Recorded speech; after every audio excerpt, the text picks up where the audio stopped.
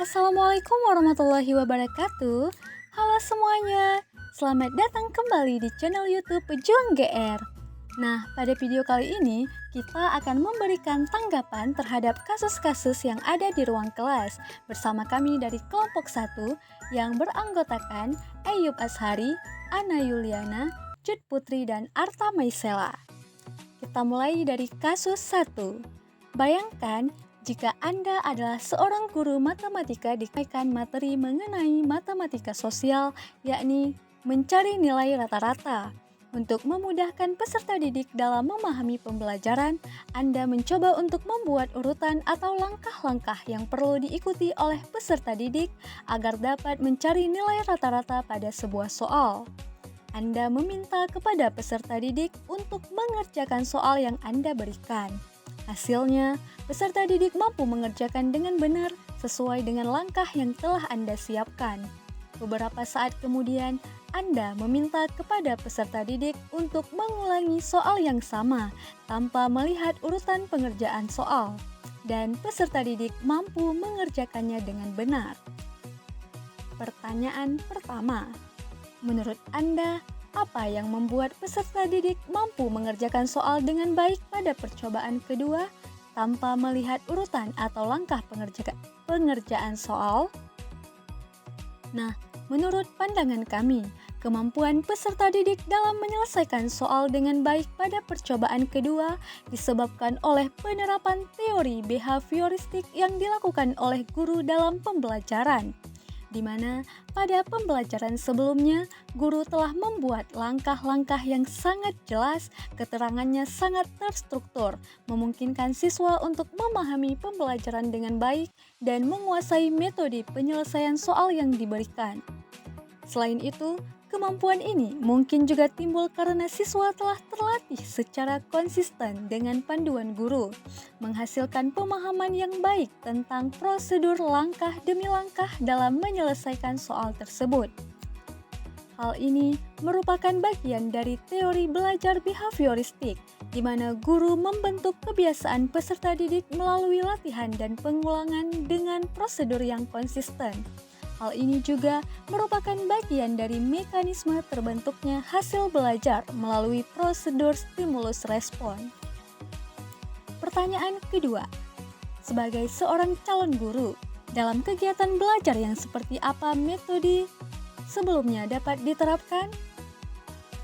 Jadi, metode sebelumnya dapat diterapkan pada pembelajaran di kelas yang memungkinkan peserta didik berkolaborasi dalam kelompok kecil atau individual untuk menyelesaikan latihan-latihan dengan langkah yang runtut sesuai instruksi guru. Metode yang dipakai tersebut merupakan metode drill atau penugasan, yaitu sebuah metode pembelajaran yang digunakan dengan penugasan atau latihan-latihan soal yang diberikan guru secara berulang. Penerapan metode ini tidak jauh dari pengawasan dan pantauan guru yang mengajar. Hal ini berdasar pada teori belajar behavioristik yang berfungsi sebagai dasar penguatan pada implementasi metode belajar sebelumnya. Selanjutnya, kasus 2. Rina adalah seorang guru di kelas 1 SD. Sebagian besar peserta didiknya belum bisa berhitung dengan lancar. Rina sedang memikirkan cara yang sesuai untuk membantu setiap peserta didik menyelesaikan tantangan belajarnya. Pertanyaan pertama, menurut Anda, apa yang dapat dilakukan untuk membantu peserta didiknya sesuai dengan tahapan perkembangan usia? Kita ketahui bersama bahwa peserta didik kelas 1 SD berada pada usia rentang 6-7 tahun. Tahapan perkembangan pada usia 6-7 tahun termasuk ke dalam tahap perkembangan kognitif yang disebut pra-operasional. Tahapan ini, anak berpikir pada tingkat simbolik tapi masih memulai menggunakan operasi kognitifnya. Jadi, pada tahap perkembangan ini, anak mulai berhitung dengan cara sederhana. Rina dapat memulai dengan mengajarkan konsep bilangan dan operasi bilangan dasar seperti penjumlahan dan pengurangan. Rina juga dapat menggunakan media pembelajaran yang menarik seperti permainan matematika atau alat peraga untuk membantu peserta didiknya memahami konsep-konsep yang diberikan. Pertanyaan kedua, mengapa Anda menyarankan hal tersebut?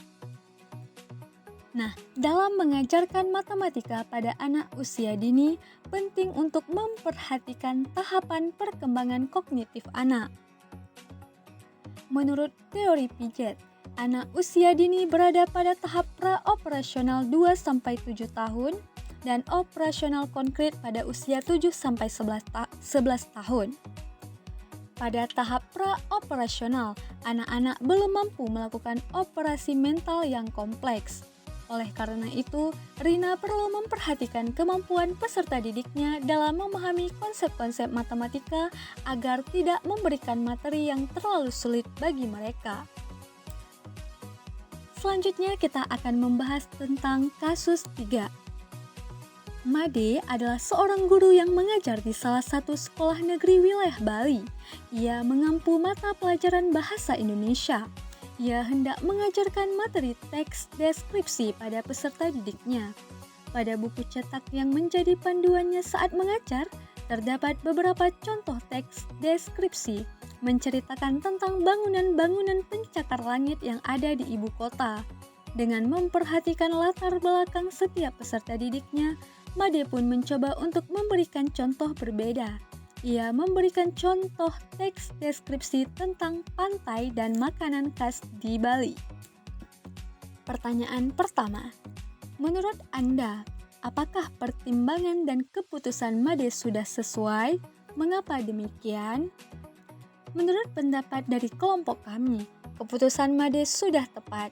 Dalam mengajar, guru perlu mempertimbangkan latar belakang peserta didiknya agar mereka dapat lebih memahami materi yang diajarkan. Dalam kasus ini, Made mencoba untuk memberikan contoh teks deskripsi yang lebih relevan dengan lingkungan sekitar peserta didiknya, yaitu pantai dan makanan khas di Bali. Hal ini dapat membantu peserta didik untuk lebih memahami materi yang diajarkan dan membuat mereka lebih tertarik dalam belajar. Pertanyaan terakhir, prinsip apa yang Made gunakan dalam kasus tersebut? Jadi, dalam kasus tersebut, Made menerapkan prinsip pembelajaran yang responsif terhadap budaya atau culturally responsive teaching yang berfokus pada penguatan identitas budaya peserta didiknya. Pendekatan ini tidak hanya bertujuan untuk mencapai keberhasilan akademis, tetapi juga untuk mengembangkan dan memperoleh kompetensi budaya.